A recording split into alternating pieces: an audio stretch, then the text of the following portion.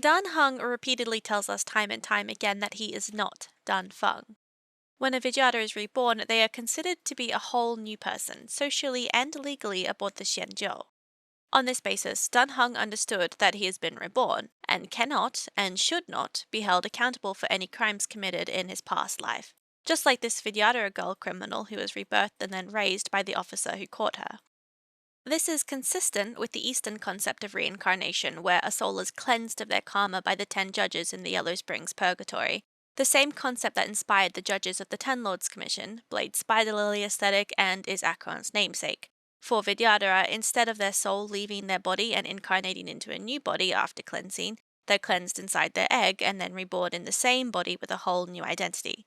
The sea is what cleanses them of their memory and their accumulated karma. That's why Vidyadhara are given a clean slate when they're reborn. And yet, Dan Heng is held accountable for the sins of his past life. He himself says, "The consequences are mine to bear." even the description of Imbibed Lunae reads, upon accepting the majestic horns atop his crown, he must accept all the merits and faults attributed to that sinner. But why is that? Isn't that exactly the opposite of how a reincarnated Vidyadhara is supposed to be treated? Why is it different for Dan Heng? Did you know that Dan Heng only changed his name after leaving the Xianzhou? You can see it right here in this document sent to Jingyuan upon authorizing his release. However, General, you have arbitrarily terminated his sentence and decided to exile Dan Feng. Blah blah blah, if your actions stemmed from your past friendship with Dan Feng. And then in Jingyuan's own comments at the bottom, he also called him Dan Feng. Since Dan Feng had already been reborn and his sins are to be forgotten, why won't the preceptors allow him to leave this troubled place? And thinking about it actually makes sense that Jingyuan did not know to call him by a new name when he returned, because his new name was only taken after leaving. Now, disclaimer, Dan Heng is absolutely allowed to change his name and to have that be respected by everyone in his life. I'm not trying to say that Dan Heng should be called Dan Feng because it's his birth name, absolutely not. He is Dan Heng now, and he will continue to be Dan Heng for as long as he desires. But why did they call him Dan Feng in prison? It's not standard practice for a Vidyadhara to take the exact same name upon being reborn. As you're all probably aware, they are considered entirely different individuals, and they usually have notable differences in their personalities and behavior. And it actually goes even farther than that. There is an NPC in the Alchemy Commission named Ling Ling who offers hatching rebirth assistance. Her job is to hold onto the important belongings of a Vidyadhara who's returning to the sea. These belongings are difficult for Vidyadhara to let go of, so they give them to her so that she can give the items back to them when they are reborn. In her words, even though it's all stuff people struggle to let go of, it's really all just small sentimental trinkets, engraved love pendants, letters from old friends, or even works they're personally created. But what was once of utmost importance becomes of zero relevance when this ancient sea cleanses away all memory and hatches new life. Without exception, no Vidyadhara has ever returned post-resurrection to ask for any of these relics back. Most things people are unwilling to part ways with are connected to experiences from their life. It's really all just small sentimental trinkets, engraved love pendants, letters from old friends, or even works they've personally created. Some people even leave a letter behind for their future self, wishing them all the best and imploring them not to commit the same mistakes they did. The intention is good, but as for its usefulness, it's practically useless. After rebirth, you are not the same you as before. Who cares about how your previous life was lived or what suggestions might get passed on? You're better off bequeathing a valuable pendant or whatever for future benefit of your fellows. We ask her, so after hatching rebirth, you're a new you? Exactly. From what I've seen, most Vidyadhara lack emotions fresh after their rebirth and are unable to understand the sentiments of their previous selves. Not a single one has ever been able to identify which of these items used to belong to them. On second thought, this is the reality of the sacred Vidyadhara reincarnation cycle. Long granted us eternal life of the flesh, but also blessed us with the opportunity to absolve ourselves from the sins of our previous lives. Wouldn't it be a tremendous tragedy if someone was eternally stuck with the same thoughts and the same ego? In some respects, Dan Heng has in fact lost some of the sentiments of his previous life, especially when it comes to things like Bai Heng's name invoking no feelings. Yet, Dan Heng retains attachment to things like Cloudpiercer, knows the maker of the weapon, remembers some scenes with Yingxing through dreams, and gazes at the spear with a hint of longing. It's not only this, but Dan Heng also retains his high elder powers, and Jing Liu points out that he fights exactly like Dan Feng did. which is funny considering he was in prison the entire time he was on the Xianzhou. None of these points are characteristics of a Vidyadhara who has been properly reincarnated as per Vidyadhara tradition. Dan Heng is an anomaly. The closest accounts we have of Vidyadhara who retains something from their previous life is an NPC in the Poetic Genius Ingenium side quest. There's a Vidyadhara egg that describes a Vidyadhara tradition of lovers hiding jade pendants inside their mouth during the rebirth process in order to remember a lover in the next life, so they can find each other again. This side quest verifies this is very likely a real thing in the story of Tsong. He was hatched from his egg with this jade padlock in his possession. He had been eagerly romantically pursuing an immortal woman who repeatedly denied him. He believed it was because of her previous lover who was gone, but it turned out that this was his third time reincarnating and pursuing her, and the dead lover was in fact his own previous incarnation. Each time he was a very different person, but his attraction to her specifically remained. As suspicious as this is because it does seem like Dan Heng might have a jade pendant that matches Blade's, I actually bring this up to rule it out as a possible explanation for Dan Heng. Yes, he specifically remembers one person more than anything else, but Song never truly remembered anything. He did not retain his personality or skills. He was a dreadful poet, and he never regained any of his memories. He only retained the strong desire for the same woman. So, how is it that Dan Heng retains his high elder skills, his identical spearmanship to Dan Feng, his attachment to Dan Feng's cloud piercer, and some of Dan Feng's memories through dreams? Fortunately, Jing Yuan explains this to us. Do you know something? When Dan Feng committed his great crime, the Ten Lords Commission advocated strongly for him to be destroyed. The Vidyadhara, on the other hand, were split evenly in their favor and disfavor of the motion. The dragon transmutation inheritance was not intact after all. The senior Vidyadhara hated you, yet did not dare to kill you. The Vidyadhara were under great pressure. In order to placate the Ten Lords and Skyfaring Commissions, they performed an exuviation charm on Dan Feng against his will. Still, they ensured that the charm contained a flaw, thinking that this would fool the Ten Lords Commission. The senior Vidyadhara were sure of their scheme. But you cannot hide fire with paper. It is because you cannot hide fire with paper that Dan Feng continued to be detained even after rebirth. And it wasn't an easy detainment. The brighter than the sun light cone depicts the current Dan Heng incarnation, clothes torn, arms bound in chains just before he is released. And still, his gaze is defiant, and we can only assume these corallium chains must be similar to the ones that Shui Yi uses, and play some role in suppressing his destructive power. He was born in a lightless dungeon, and he stayed there his whole life.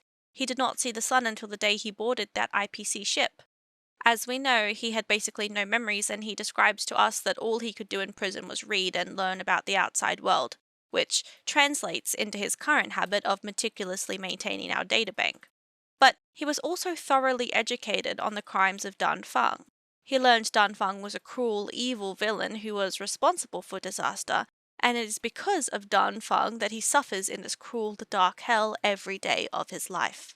And it's not fair at all. He has been reborn, he remembers basically nothing, and yet he was forced to atone. He's supposed to spend this life learning about Dan Feng's sins, but what does it matter when he'll forget in the next one? So, when he's finally freed from prison and exiled, he takes on a new identity, new name, new face, and tries to distance himself from Dan Feng as much as possible. He even changes his race. But it doesn't stop. Once he leaves, the chase begins with someone who he assumes must have been one of Dan Feng's enemies. Once again, Dan Feng is causing even more problems for him, and he is not Dan Feng, and it isn't fair. He cannot even escape this pursuer in his sleep. He truly cannot catch a break, and it's all because of the evil villainous Dan Feng, who he is definitely not associated with. Despite claiming a new identity, it does not stop Dan Heng from dreaming. In The Only Silence Remains light cone, he draws a bloody scene from memory. It was the one about him. It's unconfirmed, but I suspect this is about the bloody sanguine war with Shu Hu, or a scene from the sedition. The nightmare trailer shows him dreaming of drowning, spider lilies, a clock, and Blade meeting Jing Yuan inside the prison, witness likely because he retains the telepathic bracer that Dan Feng shared with Yingxing. In Penacony, it's confirmed that he does in fact dream of this event specifically when you call him. He also says in a text message, "Sometimes I dream of destroying the world. Other times I dream of losing my companions. Sometimes I even dream that I'm not myself. I wish those scenes would only remain in my dreams, but some things, I'm not sure whether they had really happened." And later on we find out that he'd also dreamed of Yingxing, likely why he considered himself to have unfinished business with the maker of the weapon. Memories alone don't make you a whole new person, but neither does amnesia. How much of a person must change before they are considered a new person? As previously mentioned, he also retains Dan Feng's combat abilities and has emotional attachment to Dan Feng's items. But it doesn't even stop there. Multiple people claim that Dan Feng speaks and acts exactly like Dan Feng too. Seems this mirage mistook me for Dan Feng. There's no mistake. This old man would recognize your voice anywhere. There's one that acknowledges that even though high elders usually look similar, Dan Heng looks unmistakably like Dan Feng. Is that Master Dan Feng? I don't think so. The appearance of the Law Fu's High Elders have been similar through the ages, but there's no mistaking Master Dan Feng. If the only defining factor of a new identity is having your memories and karma cleansed by the ancient sea, are you a new person if your cleansing is sabotaged and you retain both the memories and karma? As much as Dan Heng claims to be a different person out of fear of what it would mean if he is Dan Feng, no one in-game really believes him, and for good reason. When Dan Heng pushes this idea into Jing Yuan phrases the sentiment well. I already told you. You did. But to what effect? If words alone were enough to change the heart, this world would be without quarrel. If you wish to rid me of the illusion of Dan Feng, you must do something for me. Before I can let Dan Feng die and revoke your banishment edict, I need him to do me one final favor. I can guarantee you that when it is done, you will no longer walk in anyone's shadow aboard the Law Fu. I may not be capable of the things that Dan Feng was capable of. You must do it, or my promise will count for naught. If you wish to blame someone, blame your previous incarnation. Had he not committed that terrible sin, had the power of dragon transmutation been passed on intact, I would have no need to compel you. It is as I said. Here we stand so different from one another. Dan Feng is no more. Now, there is only Dan Heng. But I am the general of the Law Fu. There are things that I wish I did not have to do, and yet I must. People often say that Jing Yuan is the only person who respects Dan Heng's new identity, and to that I must disagree. Obviously he still sees Dan Feng, and only agreed to let Dan Feng die, on the condition that Dan Heng helps him save half the population of the Xianzhou Law Fu from the Fantilia threat. It is after this that Jing Yuan subtly brings up the matter of the faulty exuviation charm, hinting to Dan Heng that actually he wasn't properly rebirthed and cleansed of his past sins like he believed he was. He even slips up and says Dan Heng was the one who kept watch over the arbor, despite being imprisoned since birth. I think Jing Yuan is courteous and polite, especially when the fate of the Law Fu is determined by his ability to keep Dan Heng compliant. But I don't think he honestly believes that Dan Heng is a whole new person. He makes another cheeky comment that alludes to this after the fight with Fantilia. And it would seem the two of us can still coordinate our efforts.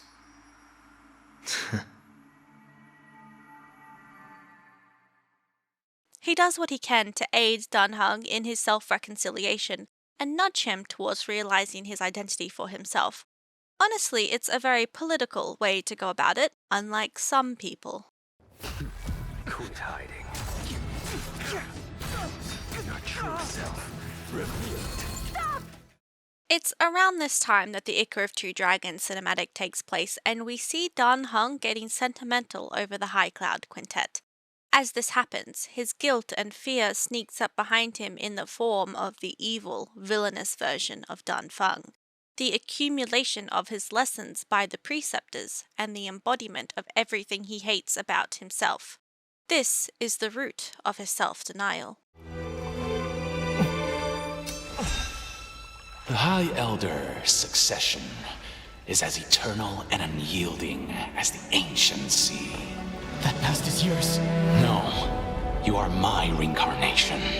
A mirror image. A past life sin must be repaid in this one. As Dan Feng brings up repaying a past life sin, you can see the image of the imprisoned Dan Feng inside the shadow beneath them. This represents Dan Heng's intense fear of being chained up and hurt, and at the notion that by accepting Dan Feng he must accept this punishment, he lashes out. Not you! He engages in an intense internal battle with himself, determined to prove to himself that he is not Dan Feng. But he cannot. His subconscious wins, and he is drowned in his own memories. He cannot deny this. He can only accept it, and he can only close his eyes. But it's not over. He's not just Dan Feng. Starting today, you're one of the Express crew.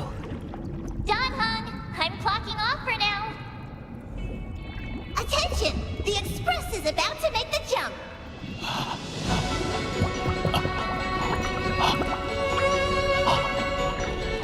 You're right.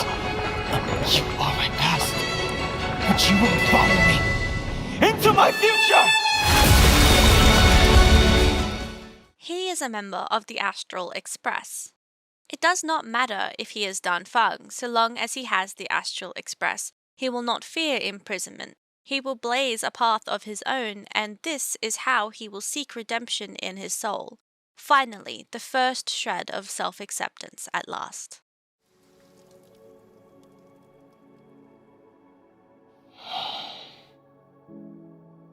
Go then. Leave. And don't look back.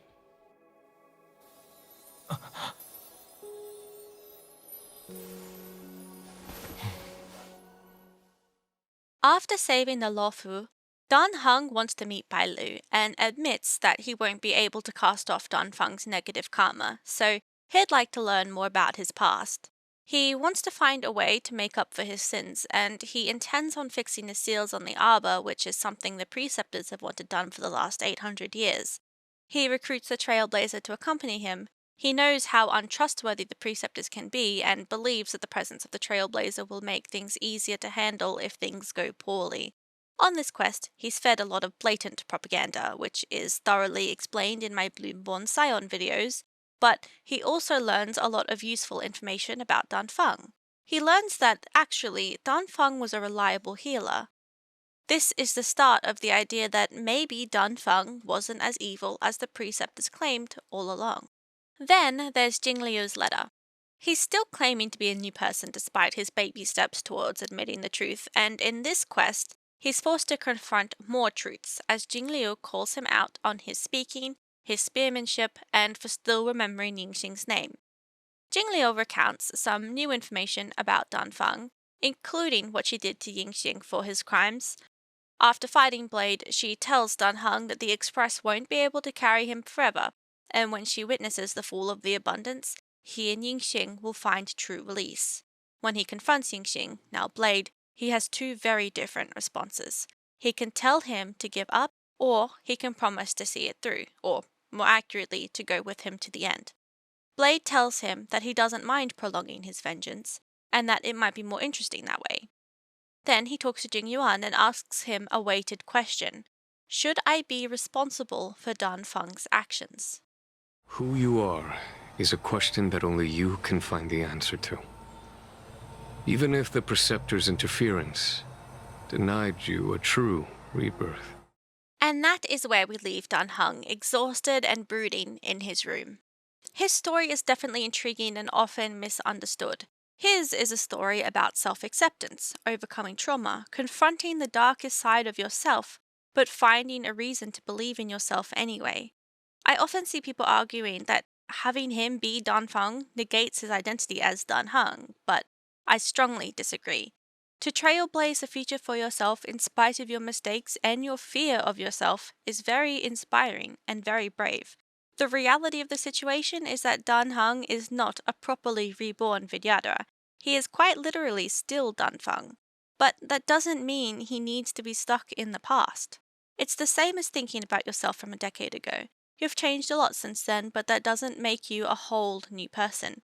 You probably don't recall all of the details, but you still live with the consequences of those actions, good or bad. Perhaps you feel pride in yourself, or perhaps you fear your mistakes like Dan Heng does. I hope I've been able to adequately present why I believe Dan Heng is still Dan Feng, both literally and philosophically. I'd love to hear some discussion in the comments because this is a complicated topic, and some will undoubtedly have alternative interpretations. I can't wait to hear about yours. Bye.